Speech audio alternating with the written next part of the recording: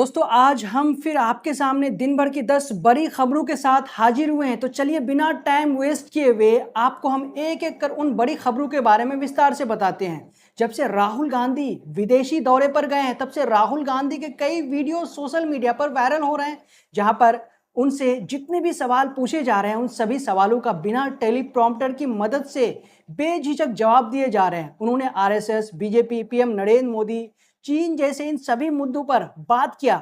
इन सब में उनका एक वीडियो सबसे ज्यादा वायरल हो रहा है, जिसमें उन्होंने कहा कि अगर भारत देश में लोकसभा का चुनाव निष्पक्ष होता, फेयरली होता, तो भारतीय जनता पार्टी 200 सीट भी नहीं जीत पाती। वहीं पर वक्फ बोर्ड बिल को रद्द करने के लिए देश भर के मुसलमान एक मुहिम चला रहे हैं, जिसमें देश के 25 करोड़ मुसलमानों से वो गुहार लगाते हुए कह रहे हैं कि अगर आपको अपनी मदरसा, मस्जिद, कब्रिस्तान, ईदगाह की जमीन को बचानी है तो आप भेजे गए क्यूआर कोड पर अपनी अपनी राय जरूर दें। जो भी सोए हुए हैं नींद से बेदार हो जाएं और जाग जाएं और इस बिल को रोकने के लिए अपना अपना वोट जरूर करें। वक्फ बोर्ड तरमीमी बिल 2024 जो पार्लियामेंट में पेश किया गया है, पार्लियामेंट में इसको फिलहाल रद्द कर दिया गया है, पास नहीं हुआ। ज्वाइंट पार्लियामेंट्री कमेटी के अंदर ये मौजूद है और ज्वाइंट पार्लियामेंट्री कमेटी ने राय मांगी है। तो इसलिए तमाम हजरात से, तमाम खातून से, तमाम मर्दों से, बहन भाइयों से सबसे गुजारिश है कि सब अपनी अपनी राय पेश करें। घर का कोई भी मेंबर खाली ना रहे। बच्चे के पास मोबाइल है, अपने फोन के जरिए से इस बिल के खिलाफ राय पेश करें। याद रखिए, ये बिल अगर पास हो गया तो हमारी मस्जिदें छिन जाएंगी, मदारिस छिन जाएंगे, कब्रिस्तान छिन जाएंगे और वक्फ बोर्ड की लाखों की तादाद में जो प्रॉपर्टी है वो सब छिन जाएगी। तो इसलिए आज बेदारी का सबूत दें। 13 तारीख तक का हमारे पास टाइम है। ईमेल के जरिए से ज्वाइंट पार्लियामेंट्री कमेटी को अपनी राय पेश करें। वहीं पर जैसा कि खबर निकल कर आ रही थी कि बहुत जल्द जो राम को लाए हैं हम उनको लाएंगे, भजन गाने वाले सिंगर कन्हैया मित्तल कांग्रेस पार्टी में शामिल हो सकते हैं। लेकिन अब उनको लेकर बहुत बड़ी खबर सामने निकल कर आई है कि उन्होंने कांग्रेस पार्टी में शामिल होने से भी यू टर्न मार लिया है, क्योंकि सूत्रों के मुताबिक कांग्रेस पार्टी ने उसे टिकट देने से इनकार कर दिया। इसी कारण अब वो कांग्रेस पार्टी में भी शामिल नहीं होंगे। कारण तो कई बताए जा रहे हैं कि उनके चाहने वाले, उनके भक्त उनसे नाराज हो गए थे, इसी कारण उन्होंने ऐसा किया। लेकिन सूत्रों के मुताबिक असल कारण यही बताई जा रही है कि कांग्रेस पार्टी ने उसे टिकट देने से इनकार कर दिया, तो इसी कारण उन्होंने यू टर्न मार लिया। वहीं पर बिहार के मोतिहारी से एक शॉकिंग खबर सामने निकल कर आई है, जहां पर एक नौजवान लड़की आत्महत्या करने के लिए रेलवे ट्रैक पर गई थी और ट्रेन का इंतजार करते करते वो रेलवे ट्रैक में ही सो गई थी। उसके बाद जब उस ट्रैक पर ट्रेन आया तो लोको पायलट ने उस लड़की को देखते ही देखते इमरजेंसी ब्रेक लगा दिया, वहीं पर वो ट्रेन को रोक दिया। उसके बाद फिर स्थानीय लोगों ने उस लड़की को नींद से जगाया तो लड़की ने बताया कि मैं आत्महत्या करने के लिए आई थी, लेकिन उन लोगों ने उसे पकड़कर वहां से ले जाकर उनके परिवार के हवाले कर दिया। वहीं पर उत्तर प्रदेश सरकार के आदेश के बाद भी शायद कि पहली बार बुलडोजर चलने पर रुका होगा। मंदिर को तोड़ने जा रहे बुलडोजर का हिंदू संगठनों ने भारी विरोध किया। मंदिर को तोड़ने पर बुलडोजर के खिलाफ नारेबाजी किया गया। उसके बाद वहां से बुलडोजर यू टर्न लेकर चली गई। तो इसी बात पर द मुस्लिम इस वीडियो को शेयर करते हुए लिखते हैं कि मंदिर गिराने पहुंची एलडीए टीम विरोध के बाद वापस गई। अगर वो मस्जिद होती तो बुलडोजर चल चुका होता। तो वहीं पर कांग्रेस पार्टी के सुरेंद्र राजपूत उस वीडियो को शेयर करते हुए क्वेश्चन मार्क लगाकर सवाल उठाते हुए लिखते हैं कि लखनऊ में अगर अवैध मंदिर की जगह अवैध मस्जिद गिराने गई होती, क्या एलडीए वाले वापस गए होते? वहीं पर देश में रोड्स की इतनी खस्ती हालत हो गई है कि आए दिन लोग रोड में एक्सीडेंट का शिकार हो रहे हैं। कहीं पर गड्ढे हो गए हैं तो कहीं से मटेरियल गायब हो रहे हैं तो कहीं पर टूट गए हैं। तो इससे परेशान होकर एक मुसलमान शख्स ने अपने ऑटो में अपने घर से ईंट और कंकड़ लाकर गड्ढे में डालकर खुद उसकी मरम्मत की।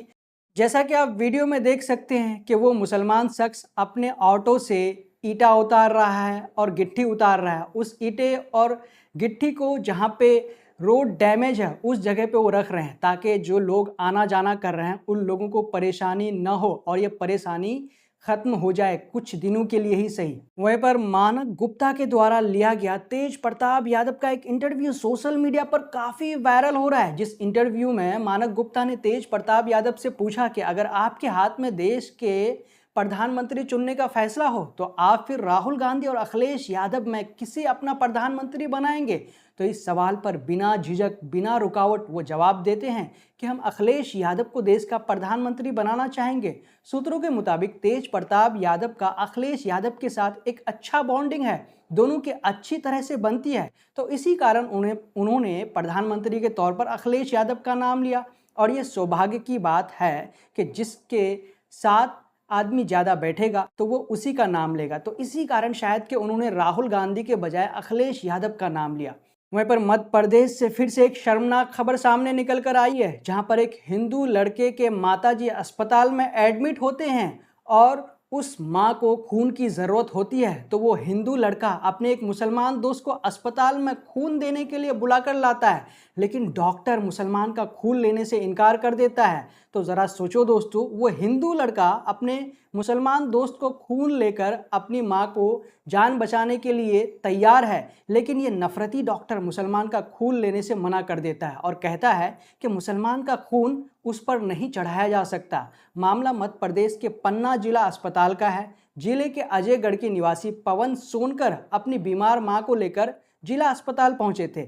उपचार के चलते उन्हें खून की कमी हुई थी। जब ये खबर सोशल मीडिया पर काफ़ी वायरल हुई तो लोग इसे सुनकर काफ़ी गुस्से हो गए। जहां तक सूत्रों के हवाले से ये भी खबर आई कि इस मामले को रफा दफा कर वहीं पर दबा दिया गया।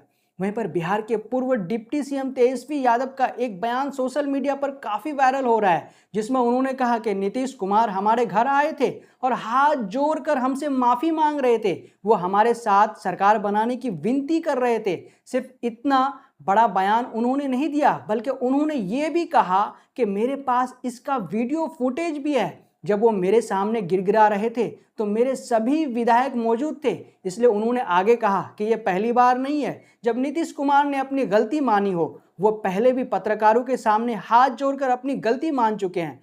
इनके अलावा तेजस्वी यादव ने और एक बहुत बड़ा बयान दे दिया, जिस बयान में उन्होंने कहा कि नीतीश कुमार के लिए इंडिया गठबंधन का दरवाजा बंद हो गया है, उसे हम अपने गठबंधन में वापस नहीं लेंगे। उन्होंने कहा कि नीतीश कुमार का 3 बार कल्याण कर दिया, अब उनके लिए सभी दरवाजे बंद हैं। ये वो लोग हैं जिन्हें महागठबंधन में वापस आने की तड़प उठती है तो गिड़गिड़ा कर हमारे पैर पकड़ लेते हैं कि हमको ले लीजिए, लेकिन अब कोई मतलब नहीं है उन लोगों को वापस लेने का।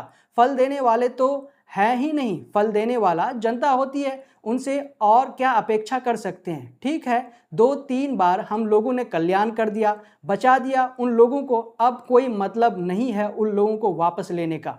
वहीं पर बीजेपी और उसके आईटी सेल ने एक बार फिर से राहुल गांधी के आधे अधूरे क्लिप को काट छाट कर चला दिया और सिखों को लेकर राहुल गांधी ने जो बयान दिया था उस पर फेक प्रोपेगेंडा फैलाने की कोशिश की। तो इसी बात पर सुप्रिया श्रीनेत ने उनके इस गंदे हरकत पर भड़क उठा और उन्होंने कहा कि बीजेपी के नेताओं को झूठ बोलने की गंदी लत है। ये लत उन्हें खुद नरेंद्र मोदी से लगी है। आदत से मजबूर एक बार फिर राहुल गांधी जी का एक वीडियो काट छाट कर चलाया गया है और इसे सिखों से जोड़ दिया गया है।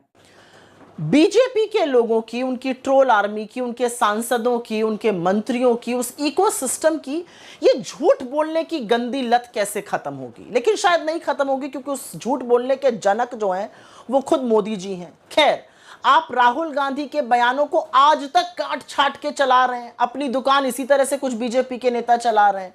ये कब समझ में आएगा आपको कि राहुल गांधी के खिलाफ झूठ परोसने से, उनके खिलाफ नाहक आरोप लगाने से जनता नहीं खुश हो रही है, जनता आपके साथ नहीं है, क्योंकि जनता और लोग इस देश के समझते हैं कि इस देश का जननायक कौन है और कौन उनके साथ मुश्किल के वक्त में हर मोड़ पर खड़ा हुआ है। लेकिन क्योंकि झूठा आक्रोश दिखाया जा रहा है तो कुछ बातें बोलनी यहां पे जरूरी है। राहुल गांधी जी अमेरिका के दौरे पर हैं, वहां पर उन्होंने सबको समान अधिकार देने की एक बात कही। उन्होंने कहा कि हिंदुस्तान में सबको, हर धर्म, हर वर्ग, हर जाति के व्यक्ति को समान अधिकार होने चाहिए, और उसी क्रम में उन्होंने बहुत सारी बातें बोली। बीजेपी ने उसका एक वाक्य निकाला और उसको सिखों से जोड़ दिया। आपका झूठा आक्रोश क्योंकि दिख रहा है तो आपसे कुछ सवाल पूछे जाने हैं। कहां था यह आक्रोश जब बीजेपी के सांसद और इनके मंत्री पंजाब से आए हुए किसानों को, हरियाणा से आए हुए किसानों को, इस देश के तमाम किसानों को आतंकी, खालिस्तानी, मवाली, गुंडे कहते थे? कहां था आपका आक्रोश जब पंजाब से आए हुए किसान, हरियाणा से आए हुए किसान, इस देश के तमाम किसानों में से 750 किसानों की अपने हक के लिए लड़ते हुए शहादत हुई? कहां था आपका आक्रोश जब नरेंद्र मोदी ने किसानों, और वो किसान जो पगड़ी पहने हुए थे, जो पग पहने थे, उनके लिए बड़ी बड़ी चट्टानें खड़ी कर दी, रास्ते खुदवा दिए, तारे और कीले गड़वा दी कि वो दिल्ली में एंटर ना कर सकें, किलेबंदी कर दी दिल्ली की? कहां था आपका आक्रोश जब आपकी सांसद इस देश के अन्नदाताओं को, इस देश के किसानों को हत्यारा और बलात्कारी कहते हैं? असलियत यह है कि राहुल गांधी इस देश को आईना दिखा रहे हैं, क्योंकि आज इस देश के हालात कुछ ऐसे हैं कि ट्रेन में बैठे हुए एक व्यक्ति पर हमला इसलिए किया जाता है क्योंकि वो एक वर्ग, एक धर्म से आता है, उसके साथ उसको थप्पड़ मारे जाते हैं, उसके साथ बदतमीजी की जाती है, वो बुजुर्ग है क्योंकि वो मुसलमान है।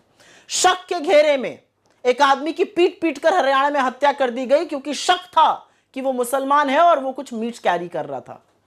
असलियत तो यह है कि हरियाणा में आर्यन मिश्रा जैसे युवा की पीछे पड़ के, गाड़ी का पीछा करके हत्या की गई, और हत्यारे को यह मलाल नहीं है कि उसने 17 साल के युवा की हत्या कर दी, उसको यह मलाल है कि उसने उसको मुसलमान समझा, और आक्रोश भी तब हुआ क्योंकि वो हिंदू था। यह इस देश के हालात आपने कर दिए हैं। लेकिन एक सवाल पूछना चाहती हूं, पंजाब जाने से खौफ क्यों है? ये वही प्रधानमंत्री है ना जिन्होंने पंजाब की अस्मिता पर सवाल उठा दिया था, पंजाब में अपने खिलाफ असुरक्षा पर सवाल उठा दिया था। क्या पंजाबीज आपको सुरक्षित नहीं रख सकते थे? क्या पंजाब आपको सुरक्षित नहीं रख सकता था? झूठा आक्रोश दिखाना, काट छाट के बयान चलाना, इस तरह की राजनीति का सहारा बीजेपी लगातार तब तक लेती रहेगी जब तक मुद्दों से भटकाएगी। लेकिन आपके सामने विपक्ष खड़ा है, इंडिया अलायंस खड़ा है, कांग्रेस पार्टी खड़ी है, राहुल गांधी खड़े हैं, और मुद्दों से हम आपको भटकने नहीं देंगे। तो दोस्तों, ये वो दिन भर की 10 बड़ी खबरें थी जिसको लेकर के हम आपके सामने हाजिर हुए थे। अगर आपने अब तक हमारे चैनल द ट्विस्ट को सब्सक्राइब नहीं किया है तो प्लीज़ सब्सक्राइब कर दें और साथ में बेल आइकन को दबा दें। अगर आपको वीडियो पसंद आए तो प्लीज़ वीडियो को ज़्यादा से ज़्यादा लाइक, कमेंट, शेयर करना न भूलें। जय हिंद, जय भारत।